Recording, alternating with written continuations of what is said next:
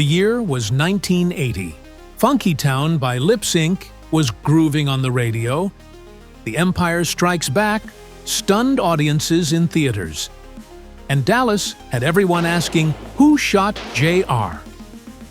But 1980 was also a groundbreaking year for video games, kicking off a new era in arcades and home consoles. Let's dive into the top 10 games that defined that year. Let's get started. Kicking things off at number 10, we have Phoenix. Phoenix was a trailblazing fixed shooter where players blasted waves of alien birds, culminating in epic boss battles against motherships. Its vibrant graphics and layered enemy patterns set it apart in arcades. Phoenix was one of the first games to feature distinct enemy phases, influencing the shoot-'em-up genre for decades. At number 9, let's talk about Crazy Climber. Crazy Climber put players in the boots of a daring skyscraper scaler, dodging falling flower pots and angry condors to reach the top. Its unique dual joystick controls demanded precision and grit. The game's arcade cabinet used 2 joysticks to mimic climbing, a novel control scheme that made it a standout in crowded arcades. Number 8 brings us Wizard of War. Wizard of War was a maze shooter where players navigated dungeons to battle monsters and the elusive Warlook, with intense co-op or competitive multiplayer. Its spooky vibe and voice effects were chilling.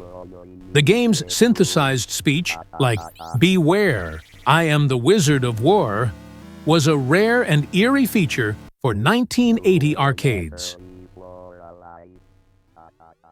Sliding into number 7, we find Battlezone. Battlezone was a pioneering 3D tank shooter using wireframe graphics to create a first-person battlefield where players faced off against enemy tanks. Its immersive perspective was revolutionary. Atari developed a military version of Battlezone for the US Army, adapting its tech for tank training simulations. At number 6, we have Zork I, the Great Underground Empire. Zork was a text adventure masterpiece, plunging players into a rich fantasy world of treasure and danger with no graphics, just vivid prose and clever puzzles.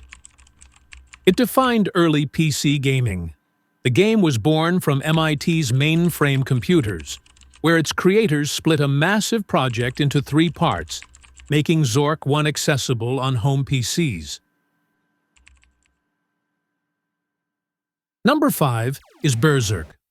Berzerk threw players into electrified mazes filled with relentless robots and the menacing evil Otto, blending fast-paced shooting with a claustrophobic atmosphere. Its voice synthesis was a novelty. Berzerk's evil Otto was one of gaming's first unkillable enemies, designed to keep players on the run and heighten tension. At number 4, we have Rogue. Rogue was the godfather of roguelikes, introducing procedurally generated dungeons, permadeath, and turn-based exploration. Its graphics belied a deep, replayable adventure. Created by 2 college students, Michael Toy and Glenn Witchman, Rogue's randomized design inspired countless games, from Diablo to Spelunky. Number 3 is Adventure.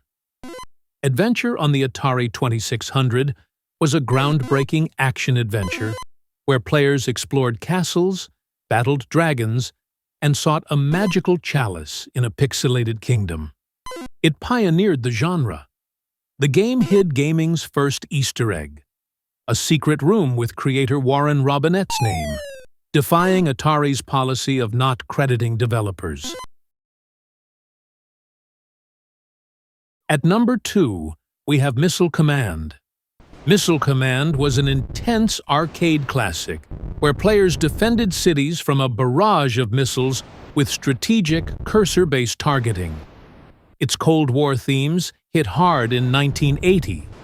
Designer Dave Thurer was inspired by real fears of nuclear war, giving the game a haunting urgency that resonated with players.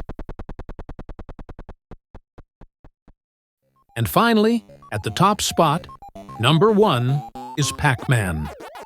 Pac-Man became a global phenomenon, with its simple yet addictive maze-chasing gameplay, iconic characters like Blinky and Clyde, and a cultural impact that's still felt today. Its colorful design drew in players of all ages. Creator Toru Iwatani designed Pac-Man to appeal to women, inspired by a pizza with a slice missing, shaping its universal charm. And there you have it, folks. The top 10 games of 1980, each a pioneer that laid the foundation for modern gaming. What's your favorite from this list? Let us know in the comments below.